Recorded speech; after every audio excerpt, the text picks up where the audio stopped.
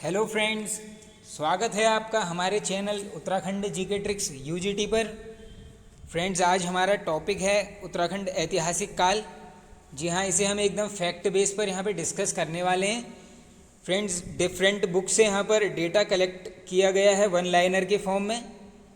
आप बस वीडियो के एंड तक बने रहें। तो आइए स्टार्ट करते हैं। सबसे पहले हम जानेंगे यहाँ पर उत्तराखंड के जो आदि निवासी थे। फ्रेंड्स, जो भी यहाँ पर शासक आए थे या जिनने अपना राज्य हमारे उत्तराखंड में बसाया था, उनको हम उन सभी शासकों को यहाँ पर पॉइंट टू पॉइंट हम जानेंगे। तो आइए स्टार्ट करते हैं। सबसे जो प्रथम हमारे शासक थे फ्रेंड्स, वह थे कुलिंद शासक। अब इनको एकदम वन लाइनर की फॉर्म में हम यहाँ पर पढ़ेंगे। तो आइए, जो फर्स्ट हमारा पॉइंट है वह है उत्तराखंड में शासन करने वाली प्रथम राजनीतिक शक्ति। ये बोला जाता है कुलिंद शासकों को। अब फ्रेंड्स, इसमें क्वेश्चन डायरेक्टली बन जाता है कि प्रथम राजनीतिक शक्ति किसे बोला जाता है, तो वो है कुलिंद शासक। अब बात करें जो सबसे शक्तिशाली शासक था इस वंश कुलिंद वंश का, फ्रेंड्स, वह था अमोद्यभूति। ये आप नोट कर लेना, काफ़ी बार पूछा भी गया है। अब आगे चलते हैं फ्रेंड्स। ये जो शासन था कुलिंद शासकों का, यहाँ से फ्रेंड्स 3 प्रकार की हमें मुद्राएं प्राप्त हुई हैं। वह हैं अल्मोड़ा प्रकार, अमोद्यभूति प्रकार और चत्रेश्वर प्रकार। ये तीनों ही आपको नोट करनी है, ये पूछा जा सकता है आपसे। आगे चलते हैं। नेक्स्ट पॉइंट है अमोद्यभूति की मुद्राओं में खरोष्ठी व ब्राह्मी लिपि का प्रयोग किया गया है। ये जो शासक था फ्रेंड्स अमोद्यभूति, ये सबसे शक्तिशाली शासक था और इसकी जो मुद्राएं थी उनमें जो है खरोष्ठी और ब्राह्मी लिपि का प्रयोग किया गया था। ये आप नोट कर लीजिए। आगे चलते हैं। नेक्स्ट पॉइंट है अल्मोड़ा प्रकार की 54 मुद्राएं कत्यूर घाटी में मिली।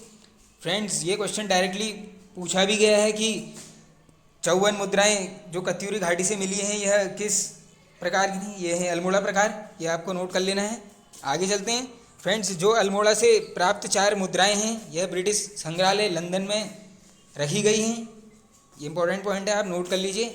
और जो ये मुद्राएं हैं फ्रेंड जो अल्मोड़ा से प्राप्त हुई हैं, इनमें जो नाम अंकित हैं राजाओं के, वह इस प्रकार हैं: आसेक, गौमित्र, हरदत्त और शिवदत्त। ये चारों नाम आपको नोट कर लेने हैं। ये आपको 3 सेम नाम दे देंगे, चौथा एकदम डिफरेंट दे देंगे। पूछ लेंगे कौन सा नहीं रिलेट करता है, तो आपको ये चारों ही याद करने पड़ेंगे यहाँ पर। और आगे चलते हैं। नेक्स्ट है कुलिंदों के अधिष्ठाता देव, ये बोला जाता है छत्रेश्वर को। ये इंपॉर्टेंट है। और फ्रेंड, जो एक कुलिंद लोग थे, यह अनुयायी थे शैव धर्म के। ये पूछा गया है एग्जाम में। अब जो लास्ट पॉइंट है यहाँ पर थोड़ा सा जान लेते हैं। सर्वाधिक जानकारी जो हमें प्राप्त होती है कुलिंद शासकों की, वो होती है फ्रेंड्स महाभारत और जो अष्टाध्यायी से। और जो विदेशी लेखक थे टॉलमी, उनने भी इनके राज्य का उल्लेख किया था कुलिंदों के। अब फ्रेंड, जो कुलिंद शासक थे, इनकी राजधानी भी कहीं ना कहीं रही होगी। तो सबसे पहली जो इनकी प्रथम राजधानी थी वह थी कालकूट। ये डायरेक्टली पूछा गया है। कालकूट जो है प्रथम थी, और जो दूसरी इनकी राजधानी थी वह थी शत्रुघ्न नगर। ये दोनों ही इंपॉर्टेंट हैं, आप इन दोनों को नोट कर लीजिए। कालकूट और शत्रुघ्न नगर इनकी राजधानी थी। और महाभारत में फ्रेंड्स कुलिंदों को बोला गया है, यह पॉइंट भी पूछा गया है एग्जाम में। ये बोला गया है द्विज। तो द्विज शब्द का जो संबंध है वह किससे है? कुलिंद शासकों से। आगे चलते हैं। अब फ्रेंड्स, कुलिंदों के बाद जो है अधिकार हुआ था शक जाति का। और जो शक जाति के जो निवास की पुष्टि है उत्तराखंड में, वह की जाती है फ्रेंड्स कटारमल का जो सूर्य मंदिर है, यह अल्मोड़ा में स्थित है। और जो कुमाऊं में प्रचलित हमारा शक संवत है, उससे हम यहाँ पर शक जाति के निवास की पुष्टि करते हैं। आइए आगे चलते हैं। इसके बाद फ्रेंड्स यहाँ पर आता है कुषाण काल। अब इससे जो भी क्वेश्चन पूछे जाते हैं एकदम यहाँ पे वन लाइनर के फॉर्मेट में लिए गए हैं। आइए इसे जानते हैं। सबसे पहले जानेंगे जो कुषाणकालीन हमें मुद्राएं प्राप्त हुई हैं, वह हमें हुई हैं वीरभद्र, मोरध्वज और गोविशाण से। और जो ये वीरभद्र है फ्रेंड्स, यह नाम है ऋषिकेश का। ये पूछ सकते हैं आपसे डायरेक्टली कि वीरभद्र प्राचीन काल में किसे बोला जाता था। यह नाम है ऋषिकेश का। बात करें मोरध्वज की, ये फ्रेंड्स कोटद्वार को बोला जाता था प्राचीन काल में। और जो वर्तमान हमारा काशीपुर है, उसे बोला जाता था गौविशाण। ये तीनों ही इंपॉर्टेंट हैं, आप इन्हें नोट कर लेना। आगे चलते हैं। नेक्स्ट पॉइंट, कुषाणों का जो फ्रेंड्स सबसे सर्वशक्तिशाली शासक था वह था कनिष्क। इसने जो हमारा तराई क्षेत्र पड़ता है, उस क्षेत्र पर अधिकार किया था। किसने? कनिष्क ने। आइए आगे चलते हैं। नेक्स्ट है फ्रेंड्स कुषाणकालीन मुद्राएं। ये कुछ एक आपके लिए पिक ली गई है, इसे आप देख लीजिए। कुछ इस तरह की इनकी मुद्राएं थी, उनका स्ट्रक्चर ऐसा था।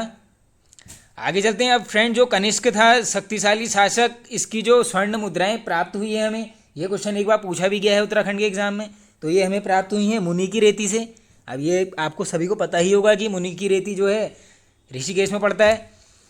और फ्रेंड ये जो कुषाण थे, अब फ्रेंड देखो जब जो भी यहाँ पे वंश था इनके समकालीन कोई ना कोई वंश जरूर रहा होगा। तो जो कुषाण थे इनको जो मिटाने में या कुचलने में कह सकते हैं आप, जो मुख्य भूमिका थी वह थी योद्धेय शासकों की। आगे चलते हैं। नेक्स्ट है फ्रेंड्स, अब ये जो योद्धेय शासक थे, योद्धेय जो थे फ्रेंड्स, ये कुड़िंदों के समकालीन थे।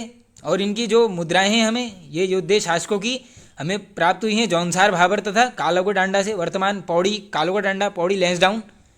आगे चलते हैं। नेक्स्ट पॉइंट, गोत्री वंश जो कालसी प्रदेश में शासन कर रहे थे, इनके प्रतापी शासक शीलवर्मन थे। अब ये क्वेश्चन डायरेक्टली पूछा जाता है कि शीलवर्मन जो थे कौन से वंश से संबंधित थे, गोत्री वंश। और जो इनसे दूसरा क्वेश्चन पूछा जाता है वह है जो बाढ़ वाला वेदिका है, यज्ञ वेदिका, उसका निर्माण किसने करवाया था? वह करवाया गया था शीलवर्मन जी द्वारा। ये आप नोट कर लीजिए। और ये जो है फ्रेंड्स ये यमुना के तट पर स्थित है। और ये जो है फ्रेंड्स लास्ट पॉइंट इसका, शीलवर्मन ने अश्वमेघ यज्ञ भी करवाया था। ये दोनों ही फैक्ट इंपॉर्टेंट हैं। पहला जो शीलवर्मन से है यह गोत्री वंश का शासक था। सेकंड जो है बाढ़ वाला यज्ञ वेदिका का निर्माण। और थर्ड अश्वमेघ यज्ञ जो है शीलवर्मन जी द्वारा कराया गया था। ये तीनों ही फैक्ट आप नोट कर लीजिए। आइए आगे चलते। अब है फ्रेंड्स नागवंश। आइए इसको डिस्कस कर लेते हैं, जो भी इससे पॉइंट पूछे जाते हैं। तो फ्रेंड्स उत्तराखंड में जो नागवंश का जो पुष्टि की गई है वह की गई है त्रिशूल लेख से। यह प्राप्त हुआ है गोपेश्वर से। और इसमें जिस लिपि का प्रयोग किया गया है वह है ब्राह्मी लिपि। ये इंपॉर्टेंट है, ये पूछी जाती है फ्रेंड्स। ये जो लेख हमें प्राप्त हुए हैं उत्तराखंड में प्राचीन काल में, उनमें जो लिपियाँ हैं काफ़ी क्वेश्चंस बनते हैं, आपको सब याद करना ही पड़ेगा। अब इनमें फ्रेंड्स ये जो त्रिशूल लेख है, यहाँ से 4 राजाओं के नाम हमें मिले हैं। इनमें 4 राजाओं के नाम अंकित थे। आइए इन्हें समझ, चारों के 4 यहाँ पर हमें याद करने पड़ेंगे। पहला नाम है स्कंदनाग, दूसरा गणपति नाग, विभुनाग और असुनाग। फ्रेंड्स ये जो गणपति नाग है ये जो है नागवंश का सबसे शक्तिशाली शासक माना जाता है। इसे ये पूछा जा सकता है, आप इसको नोट कर लीजिए, सबसे शक्तिशाली शासक गणपति नाग। आगे चलते हैं। और फ्रेंड्स एक ये इंपॉर्टेंट पॉइंट आप नोट कर लीजिए, जो यमुना घाटी है इसमें जो यदुओं का अस्तित्व मिटाया था, ये इसका श्रेय भी जो है गणपति नाग को वो माना जाता है। इसीलिए इसे इस वंश का जो है सबसे शक्तिशाली शासक बोला जाता है। अब आइए आगे चलते हैं। नेक्स्ट है फ्रेंड्स यदुवंश। अब इसका जो संस्थापक था वह थे श्री सेनवर्मन। और इस वंश की जो राजधानी थी वह थी सिंहपुर। ये दोनों आप नोट कर लेना, राजधानी सिंहपुर और संस्थापक यदुवंश के सेनवर्मन। अब इस वंश की जो जानकारी है वह हमें प्राप्त होती है राजकुमारी ईश्वरा के जो एक लेख मिला है हमें लाखामंडल से, वहाँ से हमें प्राप्त होती है यदुवंश की जानकारी। और ये पॉइंट अभी मैंने आपको बताया था, जो यमुना घाटी में जो है यदुओं का अस्तित्व मिटाने का श्रेय गणपति नाग को दिया जाता है। इसी फैक्ट के बेस पे फ्रेंड्स नागवंश का जो सबसे प्रतापी शासक जो है गणपति नाग को बोला जाता है। और ये क्वेश्चन फ्रेंड्स पूछा गया है कि राजकुमारी ईश्वरा का जो लेख मिला है वह किस वंश से संबंधित है? वह है यदुवंश की जानकारी हमें मिलती है उससे। ये आपको डायरेक्टली नोट करना पड़ेगा। आइए आगे चलते हैं। नेक्स्ट आता है मौखरी वंश। अब फ्रेंड्स ये जो मौखरी वंश है इसने जो है नागों को परास्त किया था। इसने जो है नागवंश का अस्तित्व मिटाया था उत्तराखंड से। अब इस वंश का जो अंतिम शासक था वह था ग्रहवर्मा। और जो ग्रहवर्मा है इसकी जो हत्या कर दी गई थी, उसके बाद जो ये वंश था फ्रेंड्स वह हर्षवर्धन के अधीन हो गया था। अब यहाँ से काफ़ी क्वेश्चंस पूछे जाते हैं, क्योंकि हर्षवर्धन के शासन में आपको पता है काफ़ी प्रसिद्ध चीनी यात्री का आगमन हुआ था उत्तराखंड में, जिनका नाम था हुएनसांग। आइए इसको समझते हैं। थानेश्वर का जो हर्षवर्धन वंश है, अब सबसे पहले जानते हैं फ्रेंड्स इसके बारे में। तो सबसे पहला जो पॉइंट है, उत्तराखंड आने वालों का वर्णन मिलता है। ये मिलता है फ्रेंड्स हर्षचरित। इसके जो लेखक हैं वो हैं बाणभट्ट जी। अब ये है सबसे इम्पोर्टेंट फैक्ट जो काफ़ी बार पूछा गया है कि चीनी यात्री ह्वेनसांग का आगमन ये जो है हर्षवर्धन के शासन काल में किया गया हुआ था। और फ्रेंड्स ये हर्षकालीन जो चीनी यात्री ह्वेनसांग ने हिमालय के लिए एक शब्द प्रयुक्त किया था वो था पोलो हीमोपुलो या ब्रह्मपुर राज्य आप बोल सकते हैं। इसने यहाँ पर जो है 5 बौद्ध विहार होने का उल्लेख भी किया था और इसने जो है गंगा को बोला था महाभद्रा। ये क्वेश्चन पूछा गया है कि ह्वेनसांग ने ब्रह्मा को गंगा को क्या बोला है, वह बोला है महाभद्रा। और इसने हरिद्वार के लिए एक शब्द का प्रयोग किया था वह है मोयुलो। और इसका जो फ्रेंड्स इसने क्षेत्रफल बताया था वह था 20 ली। ये जो ली है फ्रेंड्स ये चीनी माप उस समय होती होगी कुछ, तो उसने अपने हिसाब से यहाँ पर इसको डिस्क्राइब किया था। आइए अब आगे चलते हैं। अब फ्रेंड्स ये पॉइंट है काफ़ी इंपॉर्टेंट, इसको नोट कर लो आप। अंग्रेजी इतिहासकार जो थे कनिंघम, इन्होंने जो है आधुनिक गढ़वाल और कुमाऊं वाले संपूर्ण भूभाग को ब्रह्मपुर कहा है। ये पूछा जा सकता है कि आधुनिक गढ़वाल और कुमाऊं वाले संपूर्ण जो भूभाग है उसे ब्रह्मपुर किसने माना है, वह है कनिंघम। आइए आगे चलते हैं। अब है हमारा पौरव वंश। इससे काफ़ी बार क्वेश्चंस पूछे गए हैं, आइए इसको समझ लेते हैं। तो फ्रेंड जो पौरव वंश है इसकी राजधानी थी ब्रह्मपुर और इसका जो वर्णन है वह किया गया है ह्वेनसांग द्वारा। ये फैक्ट है, आप इसको नोट कर लीजिए। अब इस पौरव वंश का फ्रेंड्स जो प्रथम शासक था वह था विष्णुवर्मन प्रथम।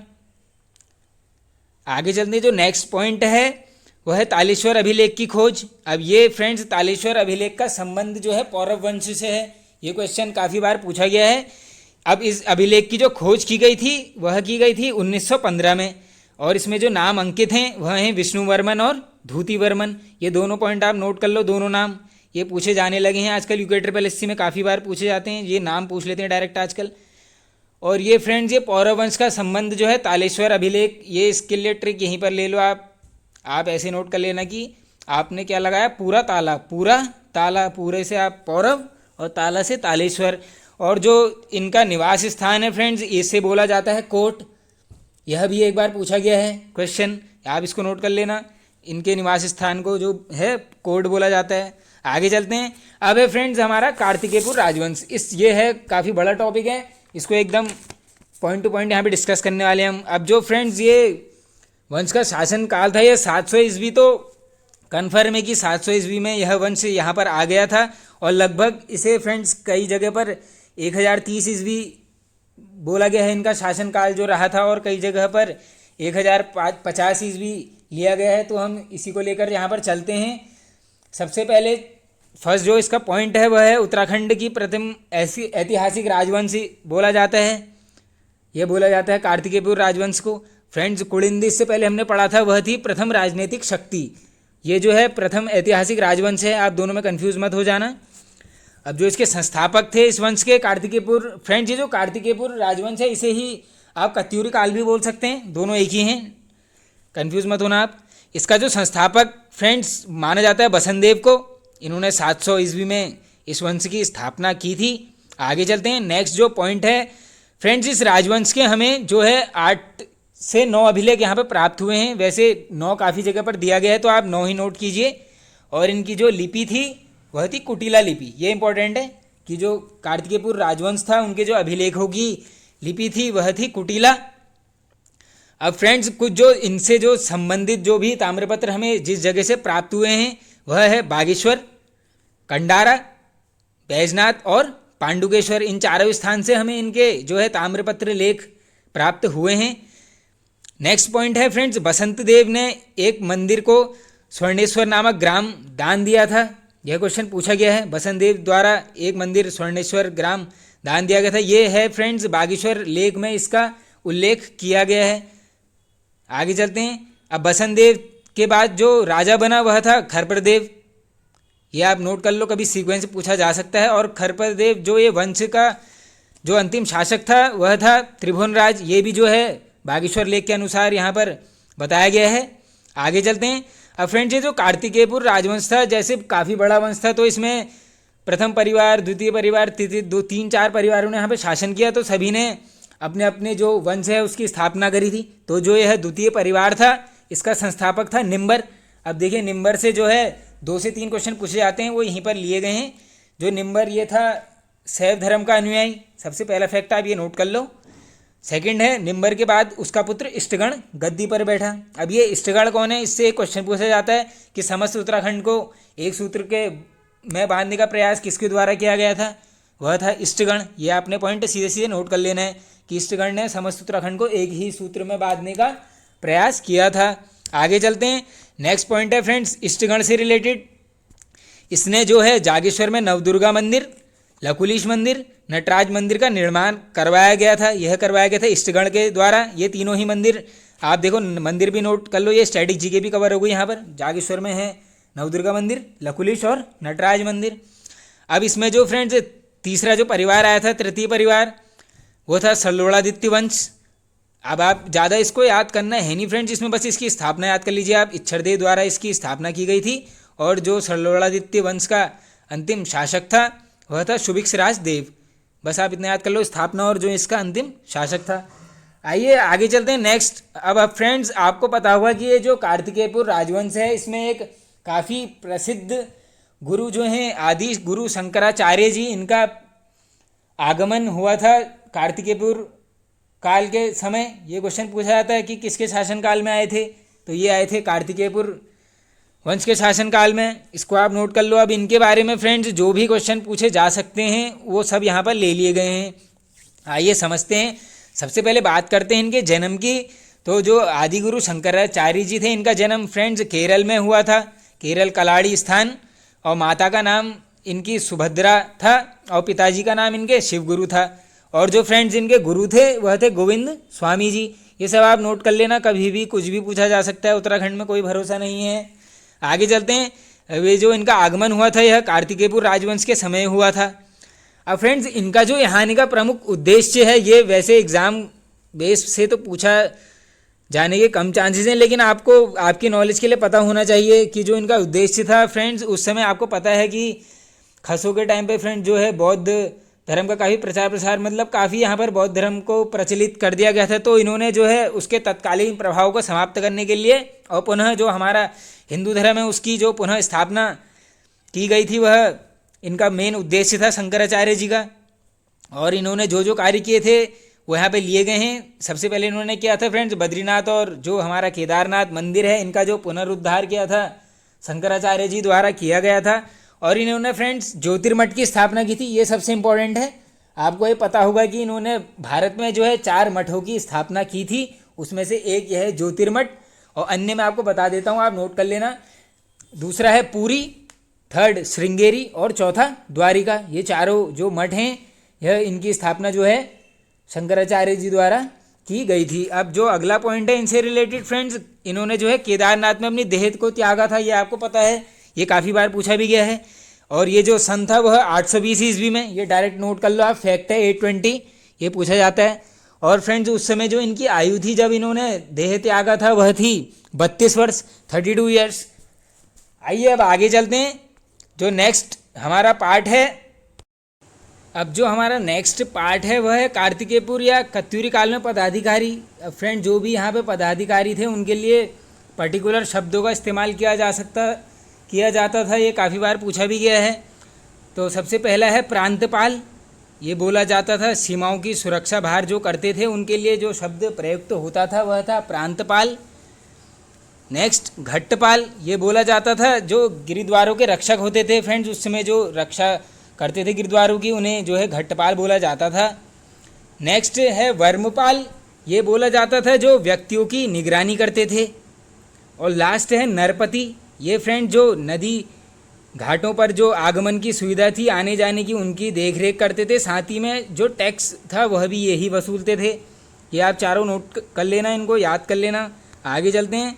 अब नेक्स्ट फ्रेंड जो कार्तिकेयपुर काल था, इसमें सेनाएं जो थी 4 भागों में विभक्त थी, वो चारों पार्ट यहाँ पर लिए गए हैं। सबसे पहली थी पदातिक, ये जो थी फ्रेंड्स पैदल सेना थी या इसे गोलमिक बोला जाता है। ये क्वेश्चन पूछा गया है, गोलमिक क्या था, ये क्या है, सेना को बोलते हैं कार्तिकेयपुर काल में। नेक्स्ट अश्वारोही, ये जो थे फ्रेंड्स सर्वोच्च नायक थे। अश्व बलाधिकृत, ये घोड़ों में रहते थे जो सेना नायक थे। थर्ड गजारोही, यह हस्ती बलाधिकृत बोला जाता था इन्हें। और लास्ट है उष्टारोही, यह जो है ऊँट से यहाँ पर सेना में कार्य करते थे। आगे चलते हैं। अब जो फ्रेंड्स अन्य जो प्रमुख शब्द यूज़ किए गए हैं उनको भी लिया गया है। अपराधियों को जो पकड़ने वाला सर्वोच्च अधिकारी होता था उसे बोला जाता था दोषपराधिक। ये क्वेश्चन डायरेक्टली पूछ लेते हैं। सेकंड, पुलिस विभाग के बड़े अधिकारी को ये फ्रेंड्स बोला जाता था दंडपाशिक, दंडनायक या फिर महादंड नायक। ये कोई भी नाम आपको दे सकते हैं। जो गुप्तचर अधिकारी था उसे बोला जाता था धू साधनिक। और फ्रेंड जो कत्यूरी शासन में जो है आय का जो साधन थे मुख्य वह थे कृषि और वन, ये आप नोट कर लो। और क्षेत्रपाल जो था फ्रेंड्स राज्य के जो कृषि की उन्नति है उसका ध्यान रखता था। यह काम किसका था? क्षेत्रपाल का। और जो लास्ट पॉइंट है वह भूमि का जो अभिलेख रखता था उसे बोला जाता था औपचारिक अधिकारी। ये जो औपचारिक अधिकारी है यह भूमि का जो अभिलेख है उसकी जो सभी मापन की जो भी प्रक्रियाएं हैं उसको यहाँ पर औपचारिक द्वारा किया जाता था। अब आइए आगे चलते हैं। नेक्स्ट हमारा जो पार्ट है वह है, अब इस वीडियो के जो लास्ट हमारा पार्ट है उसको यहाँ पे डिस्कस करेंगे, वह है मध्यकालीन कत्यूरी शासन। आइए इसको समझ लेते हैं। इसकी जो जानकारी हमें प्राप्त होती है वह दोस्तों जागर और स्थानीय लोक गाथाओं से प्राप्त होती है। और जो फ्रेंड्स ये कत्यूरी शासन था यह शाखाओं में विभक्त था। इनकी जो है डिफरेंट शाखाएं थी। सबसे पहली थी कत्यूर बैजनाथ में, दूसरी पाली पछाव, अस्कोट, डोटी और सीरा शाखा। अब जो फ्रेंड्स ये कत्यूर राज्य था इसमें जो आसंती देव एक राजा था उसने जो है आसंती देव राजवंश की स्थापना की थी। और जो प्रथम राजधानी थी इसकी वह थी जोशीमठ और जो दूसरी थी वह थी रणचूला कोट।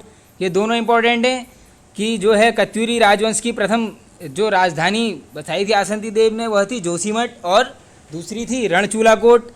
और जो इस वंश का अंतिम शासक था वह था ब्रह्मदेव। इसे जो है अत्याचारी शासक बोला गया है। ये क्वेश्चन पूछा गया है कि उत्तराखंड के इतिहास में अत्याचारी शासक किसे बोला गया है, वह है ब्रह्मदेव। और फ्रेंड्स ये जो ब्रह्मदेव है इसे जागरों में एक अन्य नाम से बोला गया है, वह है वीरमदेव। ये दोनों एक ही हैं।